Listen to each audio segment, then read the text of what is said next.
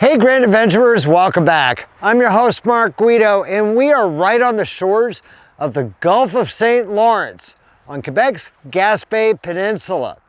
This is our northernmost campsite this season and we're going to bring you around to both the mountains and the sea of Gaspésie. So stay tuned.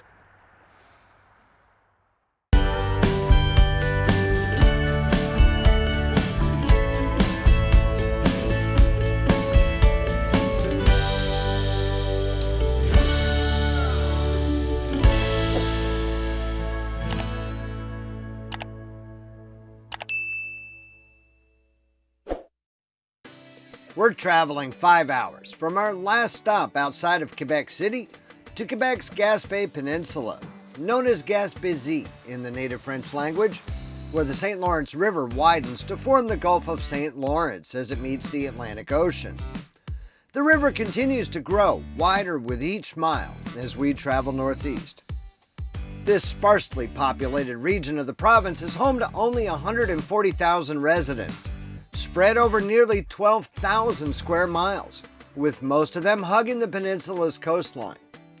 The peninsula's interior is a rugged northward continuation of the Appalachian Mountains, called the Chic-Chocs, with some peaks exceeding 4,000 feet above sea level. Historically, the economy of Gaspésie focused on fishing, agriculture, and forestry. However, due to overfishing, overexploitation, and fewer active farmers, the region has also begun to focus more on tourism and the services industry.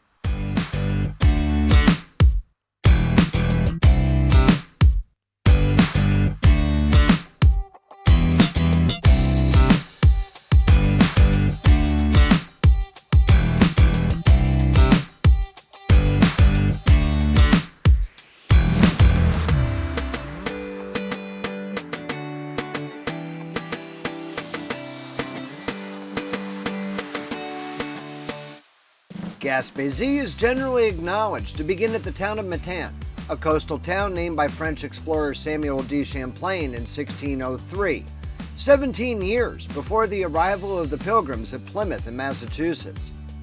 Initially established as a fur trading post, today the city is known for its high-quality northern prawns processed here. Other predominant industries here include pork processing, a large pulp and paper mill, and of course, tourism. Salmon fishing is very popular in the Matane River that empties into the St. Lawrence here. It's known as River School in Quebec because so many people learn to fish for salmon here. There is a ferry service here which carries vehicles and passengers across the river to Baie-Comeau and Gabout on the North Shore. Another ship that sails from here is a rail ferry, something I never knew existed.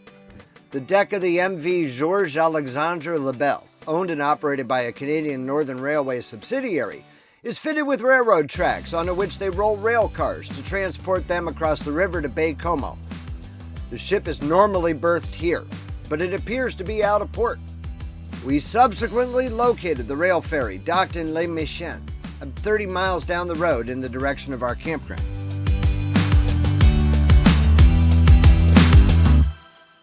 That campground is the appropriately named Camping au Bord de la Mer, situated along 400 feet of Gulf of St. Lawrence shoreline, in between the villages of Cap-Chat and Saint-Anne-des-Monts, where the river widens to 50 miles as it transitions to the Gulf. There are 84 sites here, ranging from full hookup to dry camping, but most are empty during our visit, as they just opened for the season several weeks earlier, and the camping season in Quebec doesn't really begin in earnest until the Festival of Saint-Jean-Baptiste on June 24th. When kids finally get out of school for the summer. On-site facilities within the campground include laundry and a dump station. We're paying $274 US for a full week in this wonderfully situated waterfront water and electric site.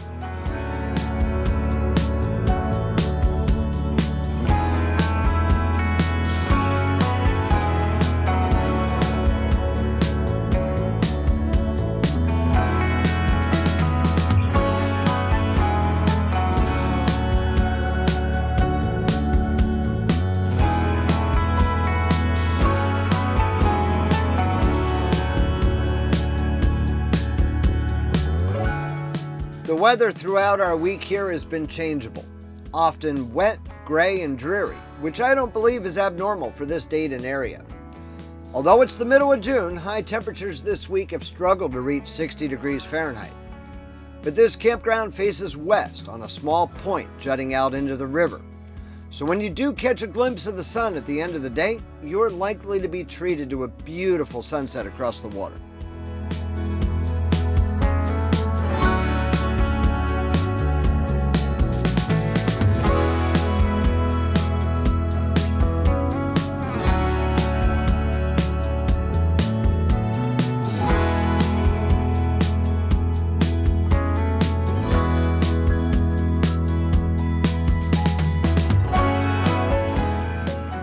Tides here are nutty. While they're nothing like what we'll see at the Bay of Fundy later this season, the tidal change we've experienced here this week ranges between 6 and 7 feet.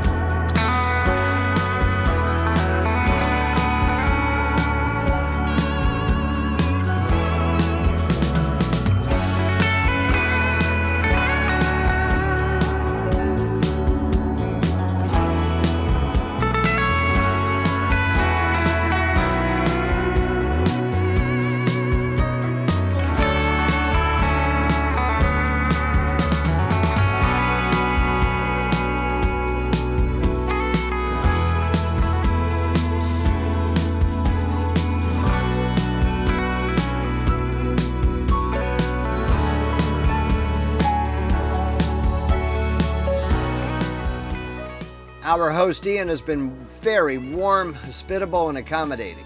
And thankfully, for those with French language skills as poor as mine, he's fluent in English. Along with his partner, they also operate a gourmet food truck on site, complete with a dining terrace and a wonderful small menu featuring locally sourced seafood, produce, and meats.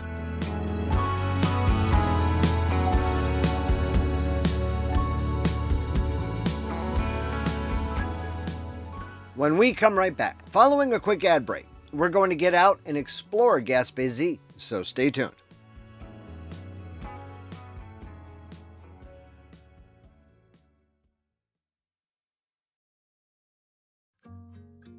As we mentioned, our campground is situated right between two small coastal villages, Cap-Chat and Saint-Anne-des-Monts, 10 miles apart along this stretch of coastline.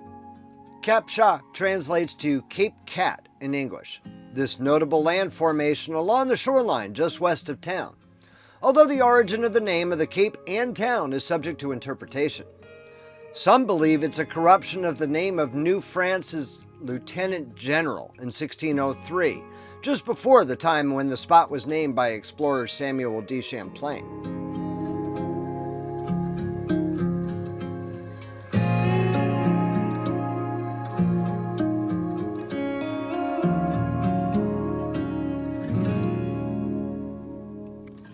There's not much notable here, other than to appreciate the scenic splendor of the area, although Cap-Chat has become synonymous with wind energy in Quebec, thanks to the adjacent wind farm, containing 76 turbines, including the world's tallest vertical axis wind turbine.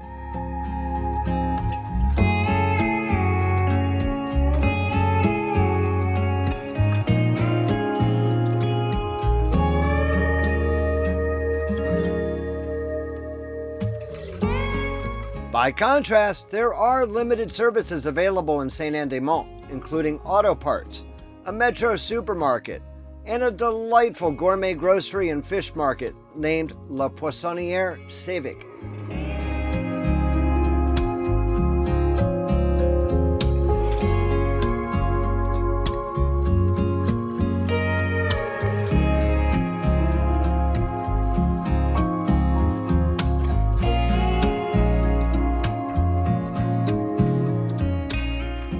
The first settlers arrived in 1815, and established small fisheries, and fishing, primarily for shrimp, remains the dominant economic driver here, along with tourism.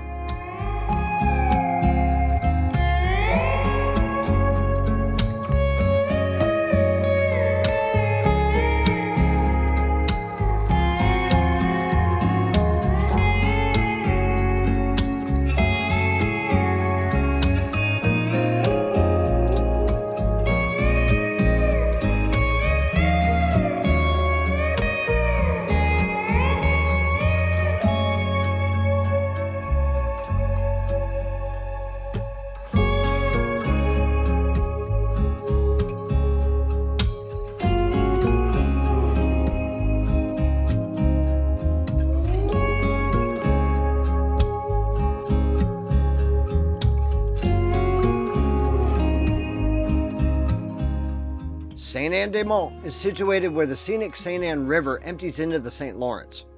We're going to follow the Saint Anne River upstream into the beautiful and surprisingly mighty Chic-Choc Mountains. Just a short drive inland from our campsite, the Chic-Chocs, along with the McGarrigle Mountains just to their east, constitute the northernmost extension of the Appalachian chain that runs all the way from here to the U.S. state of Georgia. Some peaks here exceed 4,000 feet. An impressive elevation, especially when you consider that our campsite sits at sea level. At 4,170 feet, Mont Jacquetier in the McGarrigles is the second highest summit in Quebec, and the tallest in the southern portion of this massive province. This range is 600 million years old and was mainly formed from underwater volcanic activity. At this northerly latitude, the highest summits in the Chic-Chocs are actually located above timberline. These mountains are very popular in spring with backcountry skiers, and its microclimate is the wettest in Quebec. In fact, even now in the middle of June, some remaining snow still sits in protected locations on the north-facing aspect of flat-topped 3,776-foot Mont Albert.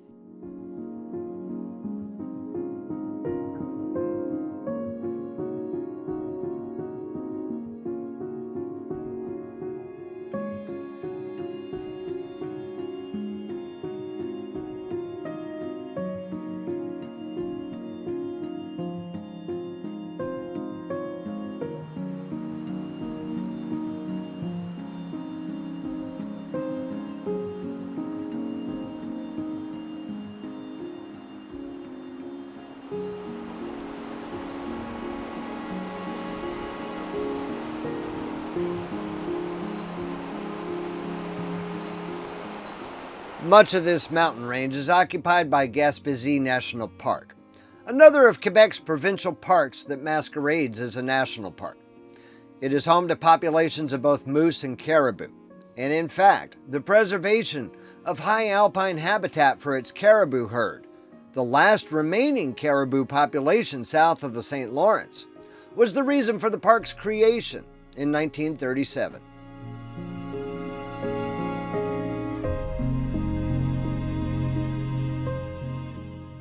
There are several campgrounds within the park, as well as the Gîte de Mont Albert, a magnificent inn and surrounding cottages at the foot of Mont Albert in the heart of the park.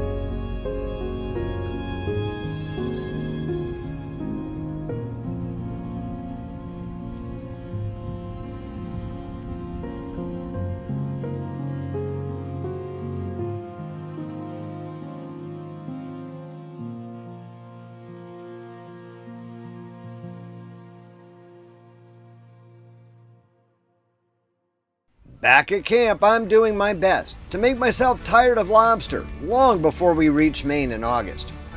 Accompanied by a fresh baguette spread with lobster pate, this wasn't the last lobster I'd have all week either. With these tasty crustaceans running around $10 US per pound, around here it's tough to justify anything else for dinner. Once we're renourished, and after we come right back following another quick ad break to pay the bills, we're going to return to the Chickshocks to do a little hiking, so stay tuned.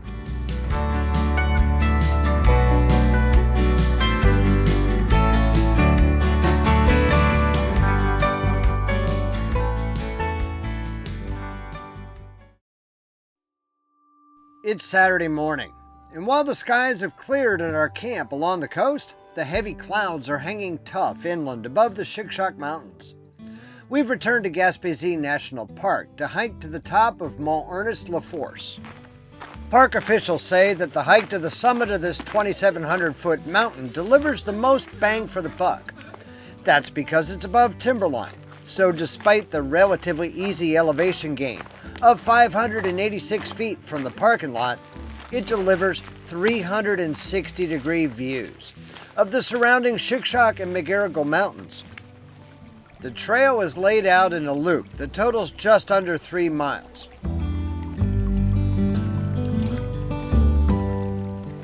When you come to this fork in the trail early on in the hike, stay left. Either route will reach the summit, but taking the loop in a clockwise direction avoids the steeper uphill grades on the right fork. It's a little longer, but because most folks take the direct route, you'll have far more peace and quiet on the ascent, too.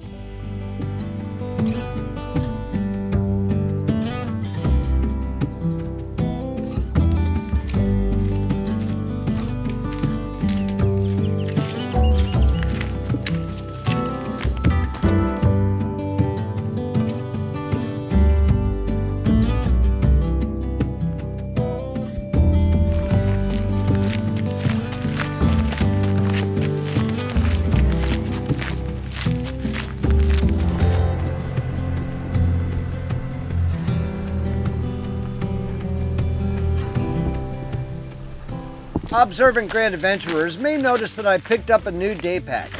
I've been a fan of Osprey packs for nearly 20 years and firmly believe that they're some of the best designed packs on the market at any price. I wanted a better pack for day hikes, so before we left this spring, I bought the Osprey Talon 22 at Amazon. Its 22-liter size is ideal for a day hike with a lunch, some spare clothing, a couple of liters of water in a bladder, and more. Its AirScape back panel allows ample airflow for breathability, and the pack suspension is among the most comfortable I've ever used. I love this thing. Like all great things outdoors that we use and love, we've placed the Osprey Talon 22 in our Grand Adventure shop on Amazon. You'll find a link down below in the video description.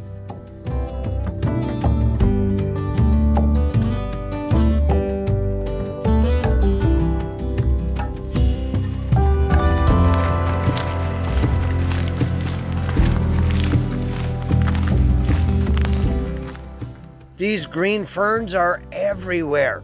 If you're a moose, this is Golden Corral.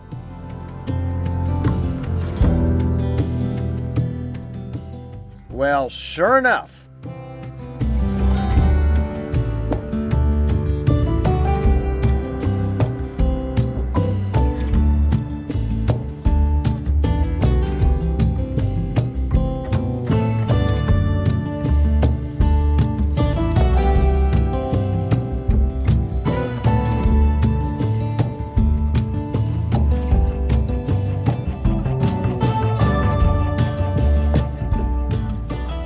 There's the flat-top 3,776-foot Mont Albert across the valley.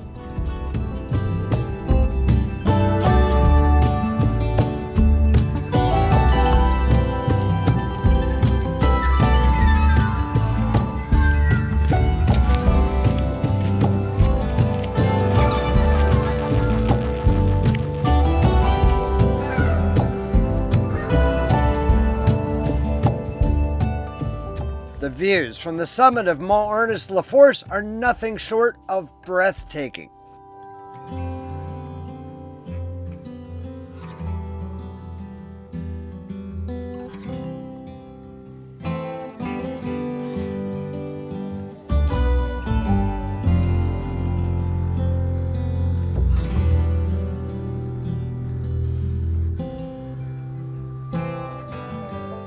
it's time to head back down to the truck and return to break camp. For tomorrow, we move to our final Quebec destination on our Northeastern Tour 2024.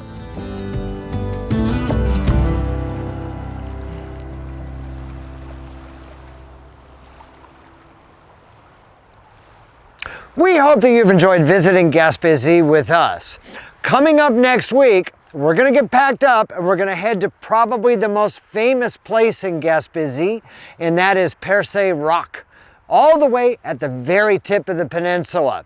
So I can't think of a better time than now for you to go smash that little subscribe button right down there in the lower right-hand corner of your screen and ring that notification bell to be sure that you never miss a grand adventure, which we premiere every Wednesday evening. We'd also be honored if you shared the channel with your friends, family, and on social media. Understand, it is extremely important to us that if you liked this episode, please be sure to give us a big thumbs up down below. And while you're down below, that's where you're going to find the comment section, where we always love to hear from you each week. So until next week from Percé Rock, please remember, life is nothing but a grand adventure. We'll see you then.